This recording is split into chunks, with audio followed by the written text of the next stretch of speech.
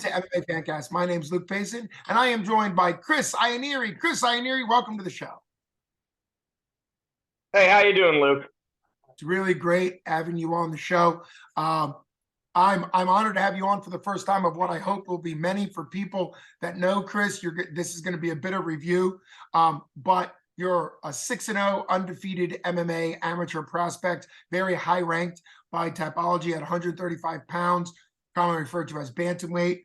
And you have a big fight coming up for 247 Fighting Championships, which is Brawl in the Berg 16, April 15th, out in the Pittsburgh area. It's going to be at the Meadows Casino and Racetrack, Hollywood Casino at the Meadows. It's going to be very exciting. So let's jump in a little bit. How did this fight come together? You're fighting for the 247 Fighting Championship amateur belt against another very high-ranked bantamweight, Miguel Francisco. So let's jump in there. How'd that fight come together, and what made you say yes? You're going to be traveling all the way in from New Jersey, probably 6.5, 7-hour drive. So what made you commit to that? Well, first of all, Luke, I just want to say thank you for having me on. I really appreciate everything. And honestly, I had about 5 straight fights where I thought it was going to go through, and then it was just like a pullout for whatever reason. And so I don't want to say being desperate, but in a sense of just I needed a fight. You know what I mean? Sure. And everything looked really good with the organization. I cornered my teammate Michael McCaffrey when he fought there. I think of maybe a few months ago, and that was a lot of fun. They ran a really tight ship. It looked like a really fun show. He put my name out there because he heard they wanted to have a 135 vacant title fight, and I accepted. Well, that makes a lot of sense. I appreciate you giving me a little bit of the backstory. I think that's actually kind of what 247 is hoping for, that people either watch it on the stream or watch it in person or watch it, or in your case, come to corner a teammate and then kind of see how the organization is. And I think it's always great when positive word spreads. And so that's fantastic. Really awesome to hear that. And yes, they put it out there. Jim Mooney is the head matchmaker for 247. And I've brought this up before, but I think it's really, really kind of cool and important to point out for 247 is that the matchmakers, particularly the head matchmaker, Jim Mooney, brings in your case, a very high ranked, you're number 1 ranked on Tapology for New Jersey and 12th out of 250 in the entire region. Makes sense. You're 6-0. So I'm kind of surprised you're not even ranked higher than that. But the top 12 out of 250 really shows your talent level. And about a year and a half ago, maybe close to 2 years ago now, a similar story laid out. We had a champ at 135, amateur champ, Allgaier, Cam the Mulrat Allgaier. And he was undefeated at 6-0. And Jim Mooney brought in a guy from Virginia, who was also 6-0, undefeated at the time, and is now 2-0 as a pro. Hunter Starner. Not sure. Does either of those names ring a bell since they're at the 135 division for Yes. you? Actually, when I had my kickboxing fight coming up, I believe a organization, it might have been 247, had contacted me to fight them, but it was the day after my kickboxing fight, so I just had to turn it down because I already made my commitment. But yeah, I was familiar with those names. Sure. And Tough guys.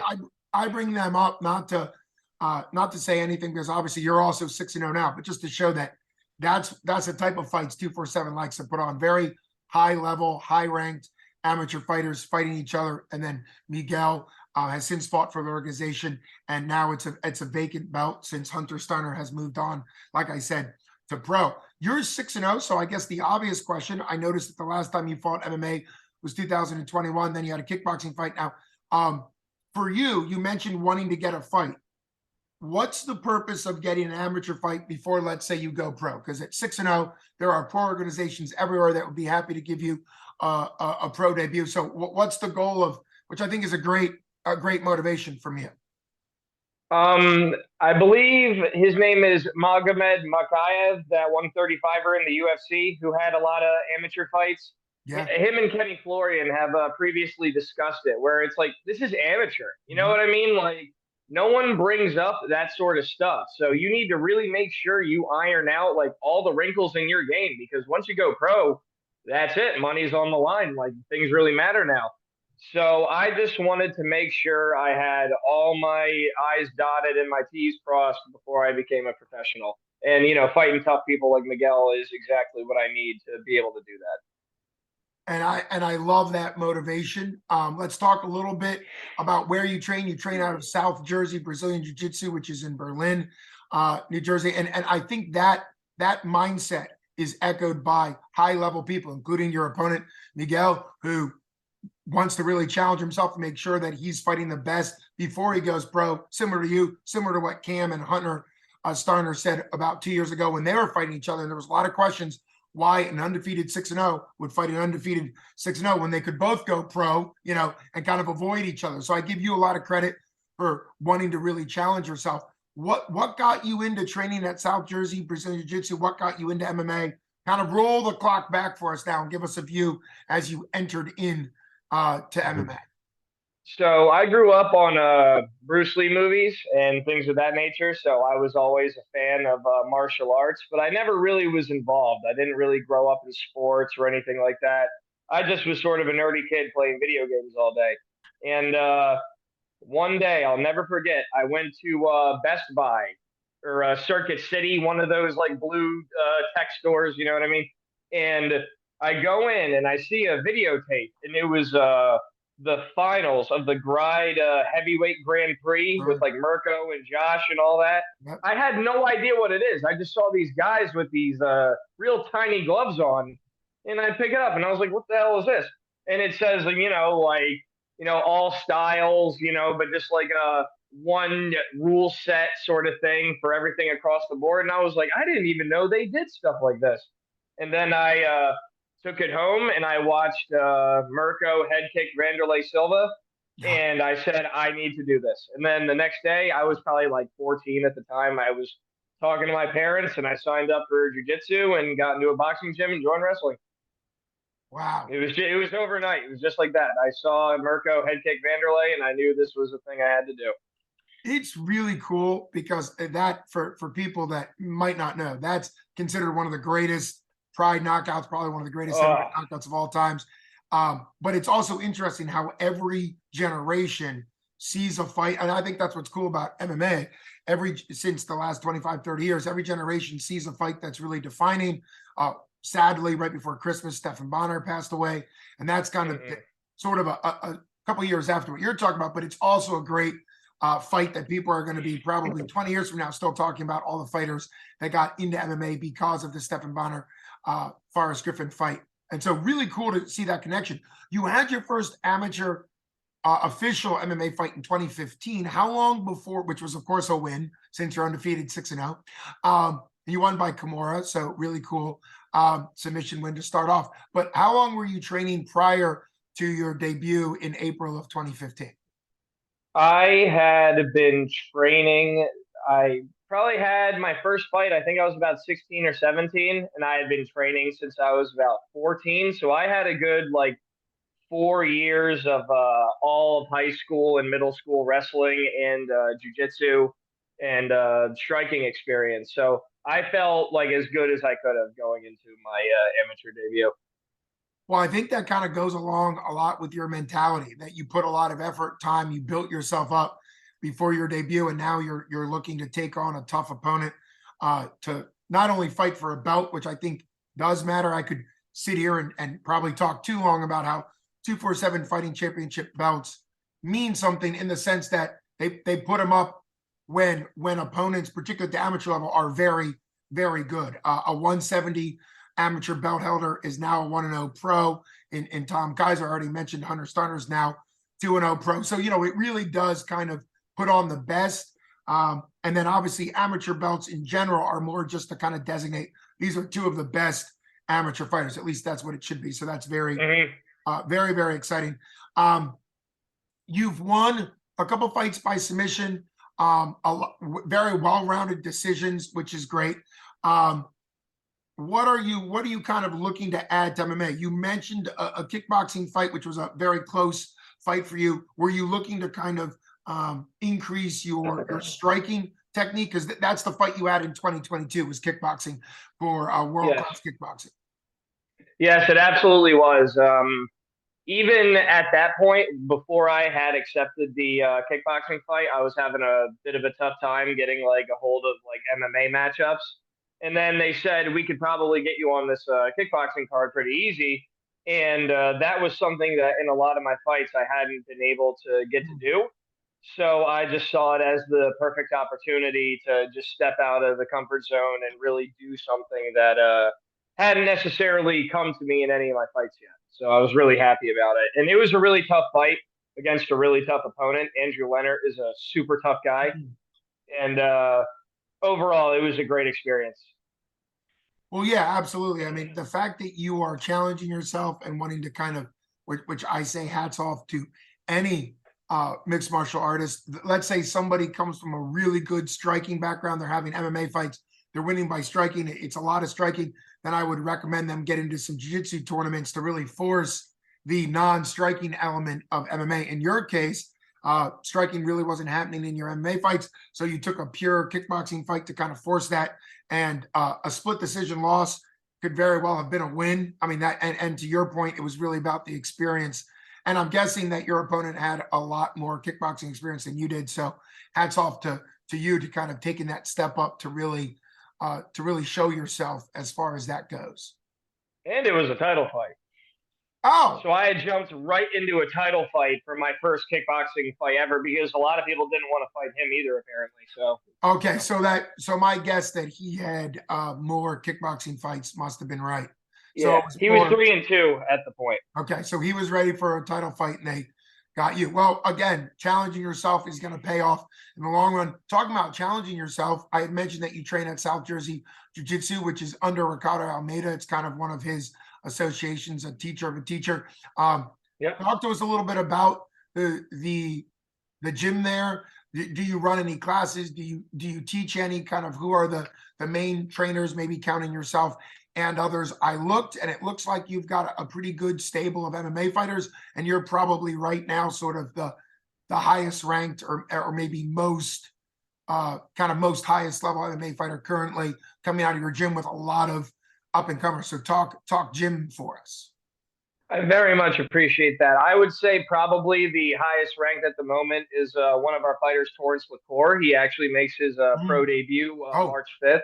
So it's like right around the corner. So, he's really leading the way right now and blazing the trail onto the pro scene for everybody. So that's really, really exciting. But the head instructor, my headmaster would be Stephen Bongiorno. He is a black belt under Ricardo Almeida. And, he's trained with like some of the best guys in the world. He's an absolutely amazing teacher, an amazing human being. We have our head striking slash MMA coach, who is Ryan Gunning.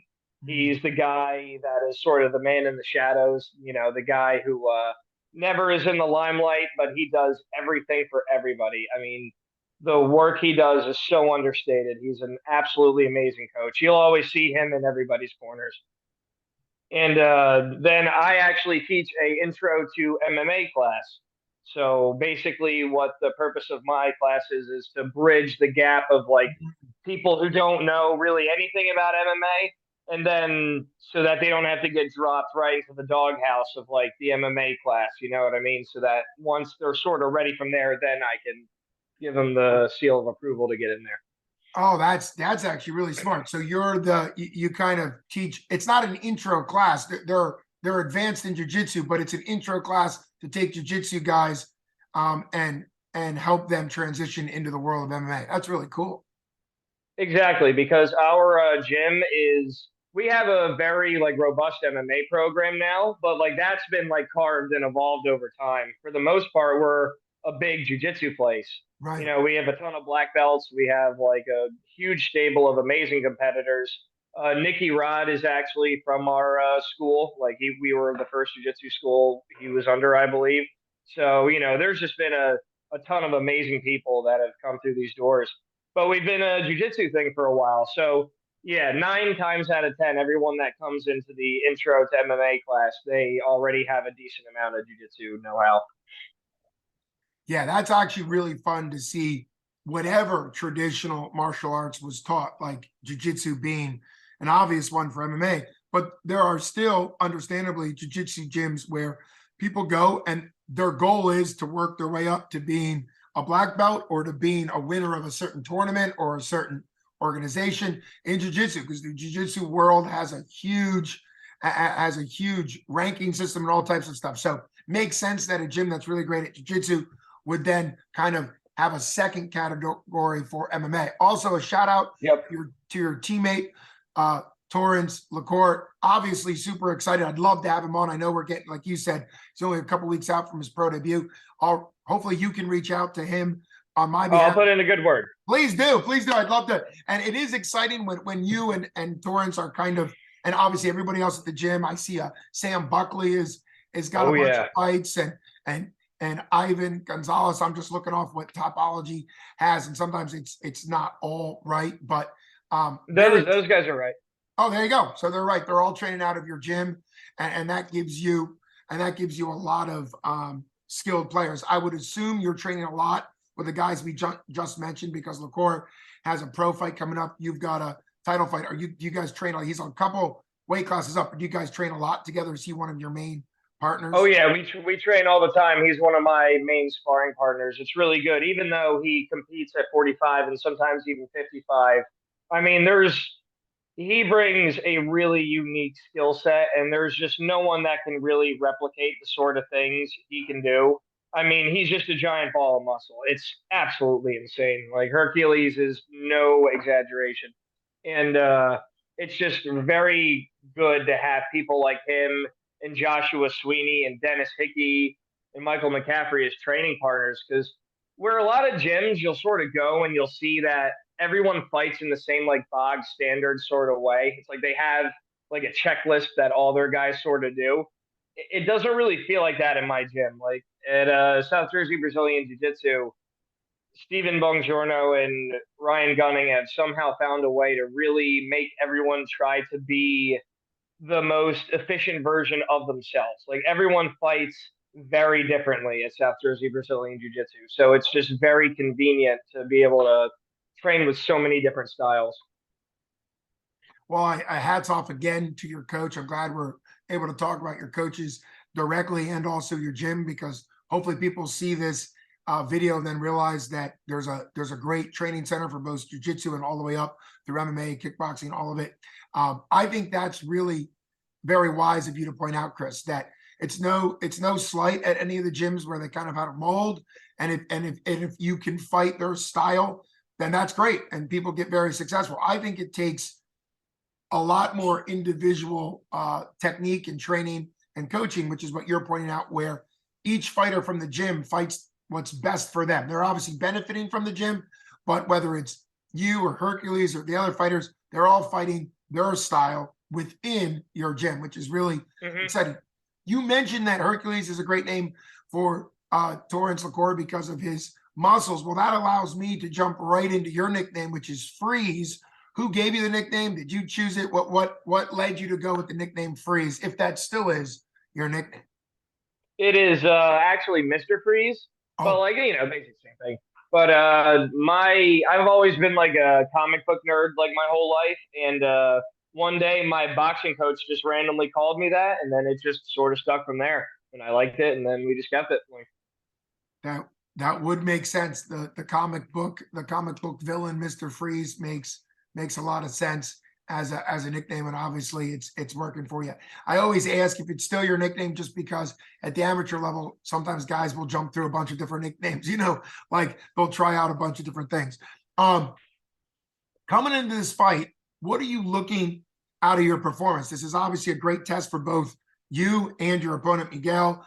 You're going to have a lot of attention and focus on you because 247 puts off great events, like you mentioned.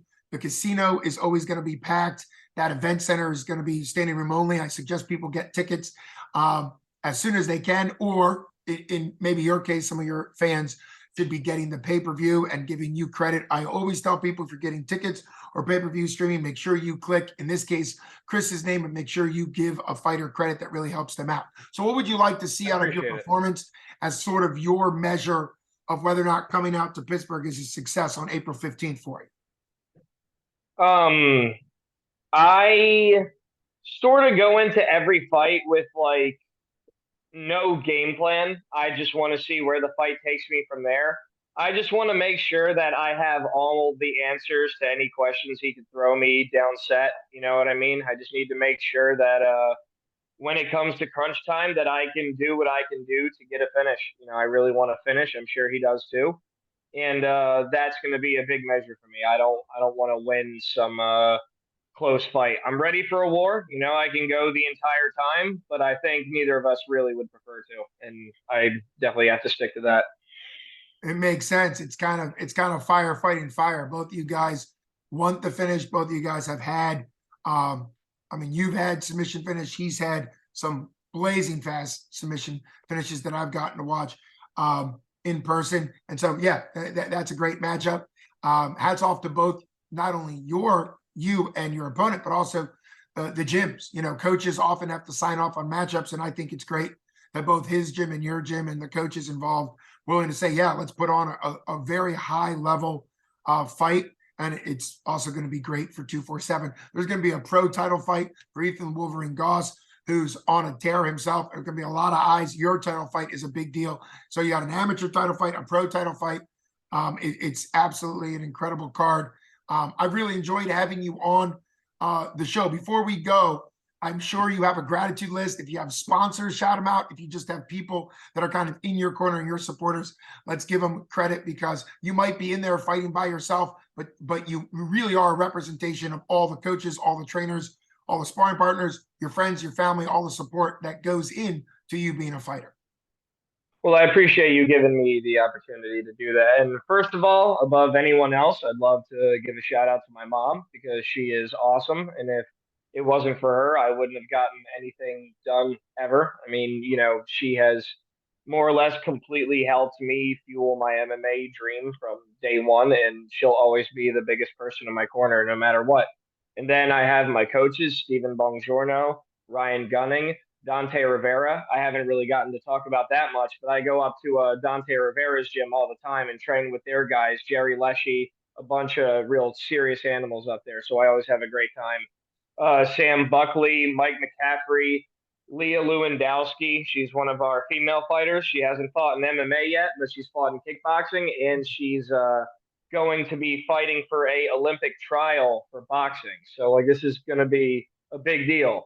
Yeah, she's ranked number 5 in the nation. So you know, there's a lot of big things coming up at the gym. Torrance has got his fight March 5th. Mike McCaffrey, Dennis, Estevan Soto. They all have fights coming up March 25th in PA, so I'm going to be down there a little bit before my own fight. So I'm just really excited for the team, just really excited for you know, the whole organization. And if there's any teammates or anything I didn't mention, I'm sorry, guys.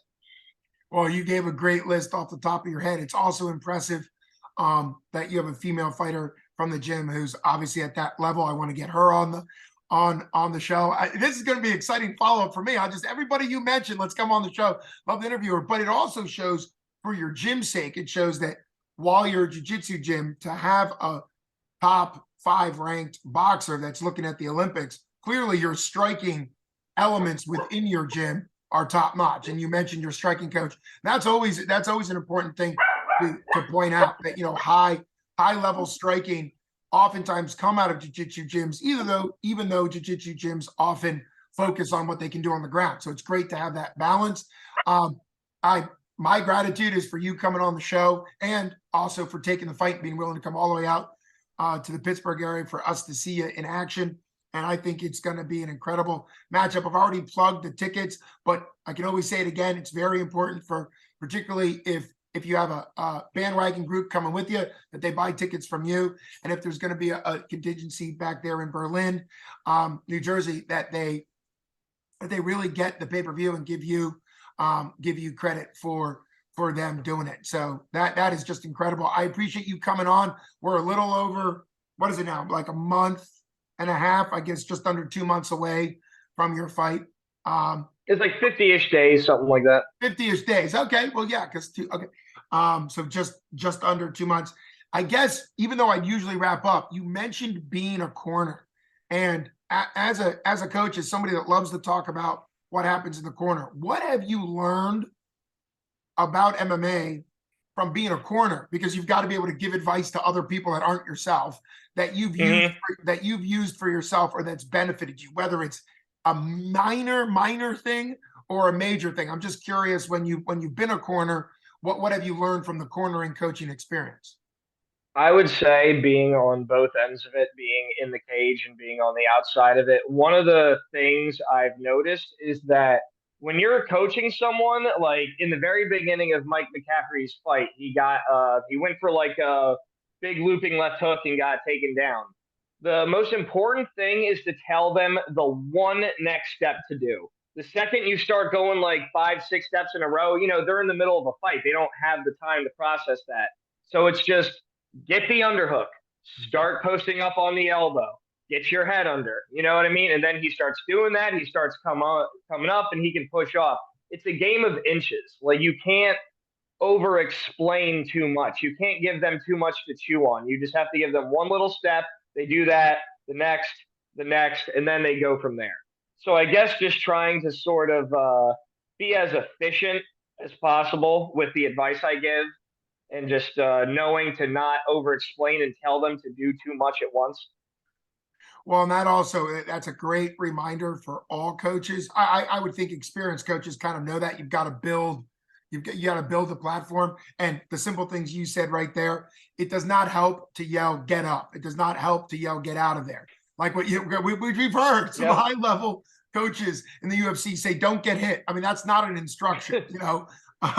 Don't tap, not an instruction, right? Fight the hands is an instruction. 2-on-1, if it's a choke, is an instruction. They can do that, and that's part of not tapping.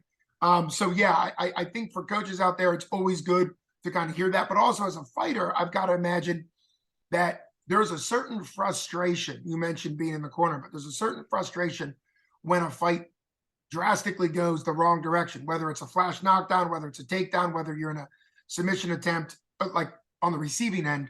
And I think what can be really helpful, like you mentioned, is you focus on the next step. We've seen fighters, and I'm thinking of fighters I've watched UFC and in person, they're clearly frustrated. And part of their frustration is sometimes they shrug, sometimes they kind of like start talking to their coaches, kind of get upset.